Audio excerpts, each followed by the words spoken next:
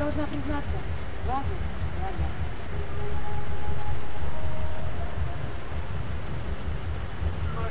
Вообще не снимайтесь в этом фильме. Кто это? Уберите с площадки, срочно!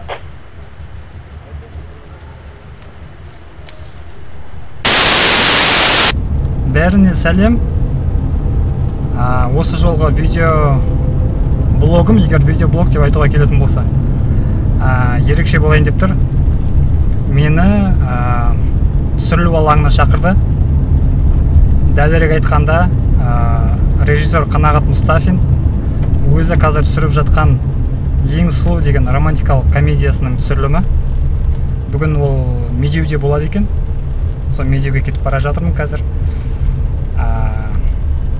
Шынымды айтсам, бұрын киноның түсірілімінде болып көрген жоқпын. Менің ұятыма орай. Қанша жылдан бері жаңалық жазып жүрміз, кино туралы мақалалар шығарып жүрміз. Бірақ қатысып, өз көзімен көруге әлі бұйырмапты. Енді бұйырса, қазір соны көреміз, кино қалай түсіріледі. Және фильм туралы толығырақ ақпарат алуға тырысам, режиссердан болсын, әлде мүмкін басқа адамнан болсын, түсірілу алаңында. Сонымен іске сәт.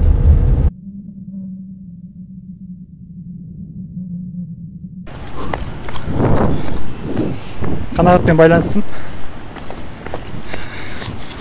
Сәл басқа жаққа олар бұрылып кеткен. Енді солай қарай барам қазір. Мен қателеспесем, мынау түсіру тобының машинасы болу керек.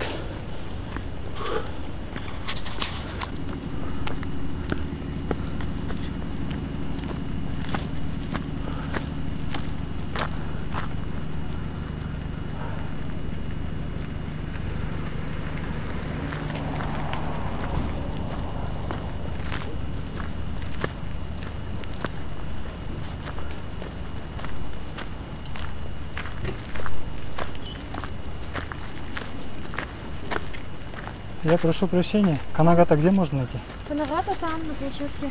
Смотрите, вот сейчас. Надо көтерілесіз. Ага. Сосын оңға қарай жүре бересіз, прямо тропинками. Никуда не сворачивать, там увидите большая палатка будет стоять. Рахмет. Там сабана түсіз.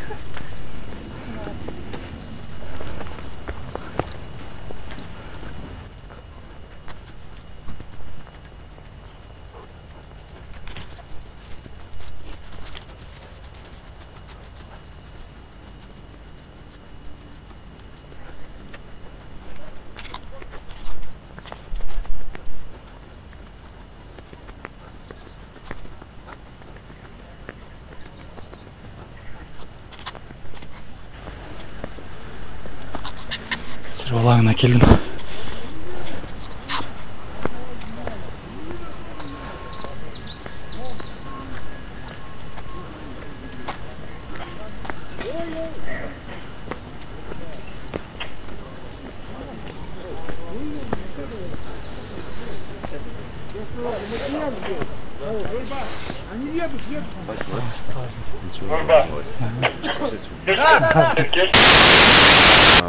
Бұл 16 қыздың жалғасы. Енді біздің Самат деген кейіпкеріміз өзіне қалыңдық іздейді. Өйткені бірінші бөлімімізде Бауыржан өзіне Алматыға келіп, Байрауылдан қалыңдық тауып, Белқыда салтымен аттастырып қойған Айжан деген қызды тауып, соны үйленеді. Енді үйленгенде бірінші бөлімімізде егіз туып, сонымен бітіргенбіз. Берік Айчановтың кейіпкерімен Енді екінші бөлімде сол балдары бір жасқа толады, солардың сол кесерінен бастаймыз. Киномыз содан басталады. Оқиға содан бастап өрби бастайды. Енді Қуаныш деген досы кинодағы бәрінде үйлісіңдер, бала шағалысыңдар, жалғыз мен бойдақ жүрім деп не істейді да, сосын Бауыржан бүкіл жұмысын тастап, мектебін тастап, досына көмектесуге шығады. Сөйтіп Алматыға келіп неше түрлі шытырман оқиғаға тап болады. Бүгінгі таңда киномызды түсіріп болдық десек те болады. Қазір саундтректің кадрларын түсіреміз.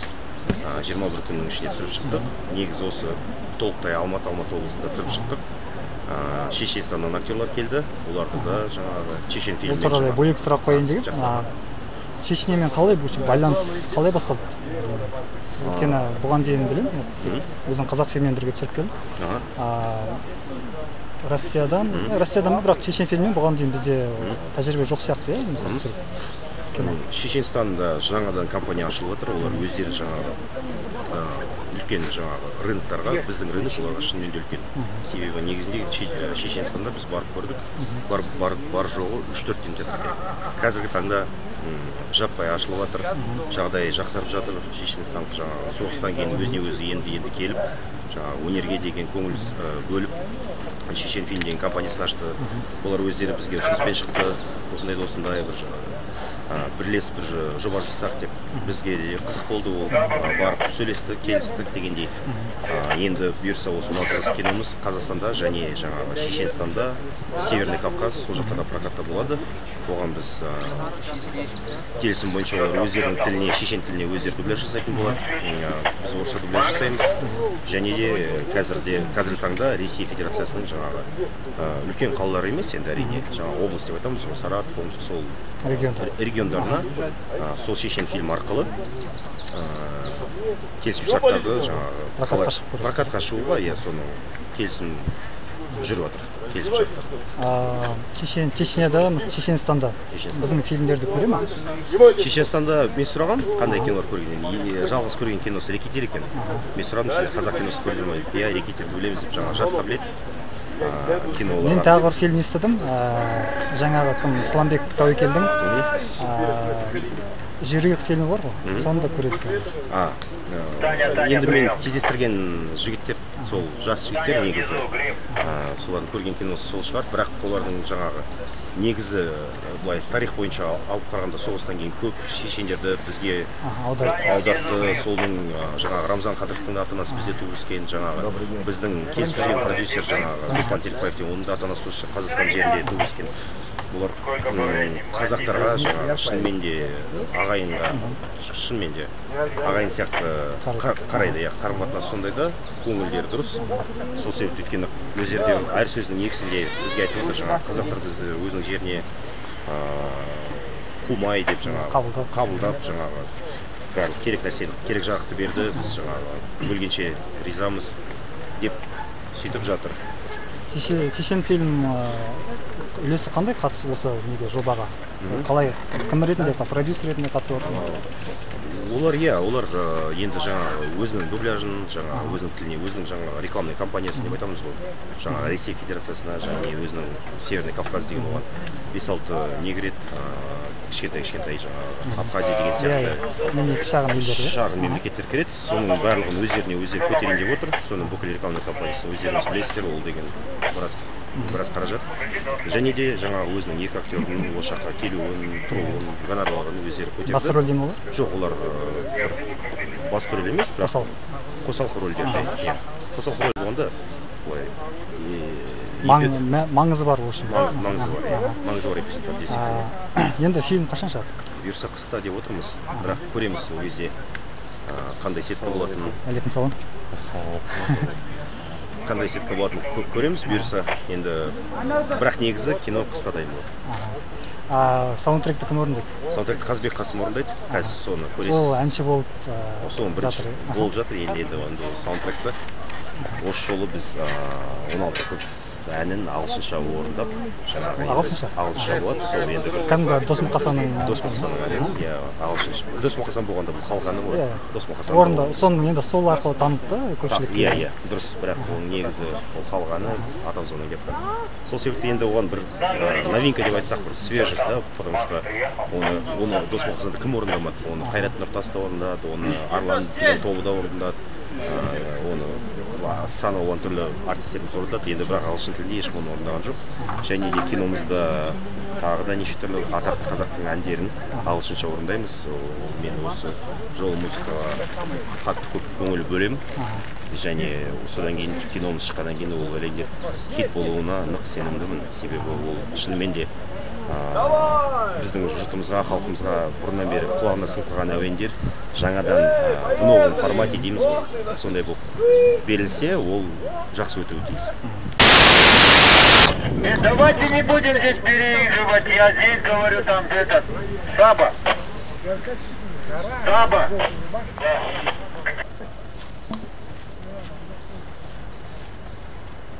Отлично. Чё? Хорошо. Не по линии земли, а по линии как бы вертикально. Вот так. Не делай руки вниз. Сюда туда чуть-чуть. На 1,5 шага для вас и ее.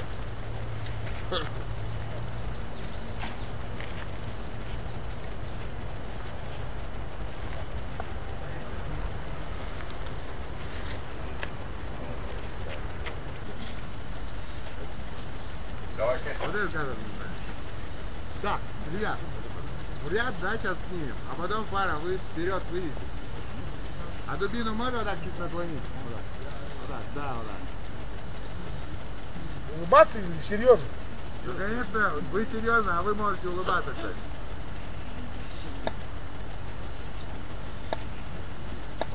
Вот вы вываливаетесь, вот, простите, как вас зовут? Справа. Андрей. Андрей? Да. А, хорошо, Андрей. Вот. В чем проблема? В чем проблема? Ваш генерал. Хорошо, Ну, да. пытайтесь тянуться на него.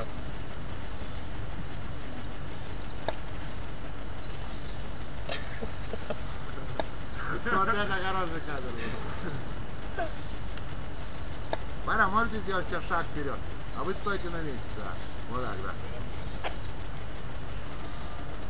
А как вы пытались там, Андрей, бегать или что-то вот пытаться, да? Вот это мне нравится. Во-во-во-во. Вот это вот эта идея, да. А теперь можете оба в движении быть? Давай. Давай.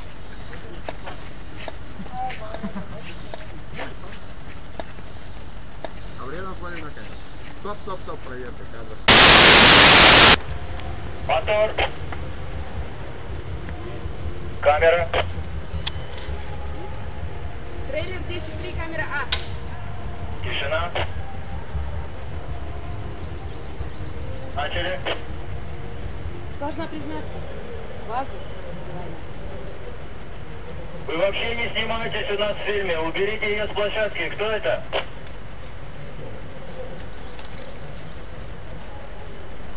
Стоп. Стоп. Давайте сюда сделаем. Луина, без слов просто обиделась, голова покачала, ушла.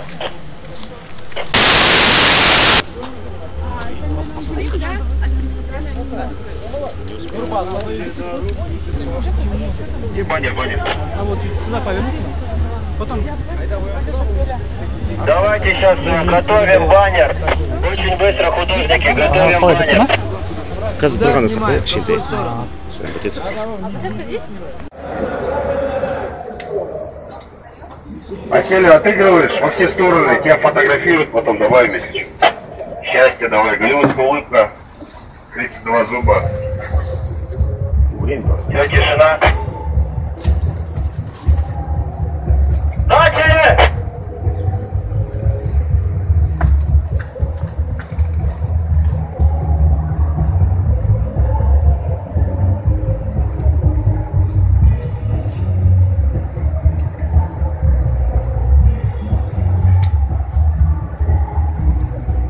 Размахиваешь. Крути перед собой и... Да.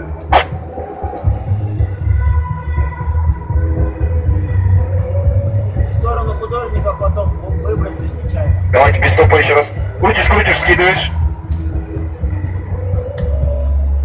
Все, давайте.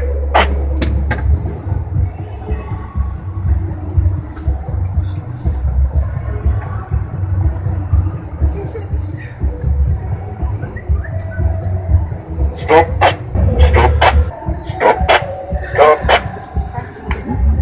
Уважаемая группа,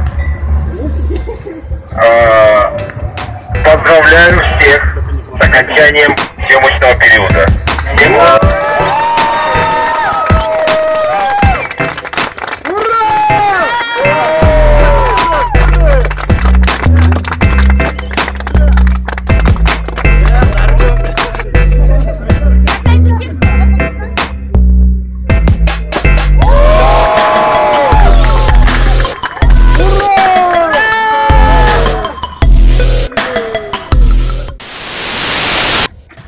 Сонымен достар, бәрін түсіріп үлгермедім, камера отырып қалды, телефонымда батареясы отырып қалды, жаңа машинаға келіп зарядтап отырмын. Түсірілім туралы не айтуға болады? Жалпы киноға қызығатын кез келген адам үшін түсіру алаңында болып көру, фильм қалай жасалатынын өз-өзімен көру ерекше әсер береді екен. Сонымен Қанағат Мұстафиннің «Ең сұлу қыз» фильмінің түсірілімі бүгін аяқталды. Енді монтаждау, дыбысын үйлестіру жұмыстары жалғасады. Алған әсерім ерекше, сол үшін Қанағат Мұстафинге рахмет. Келесі кездескенше.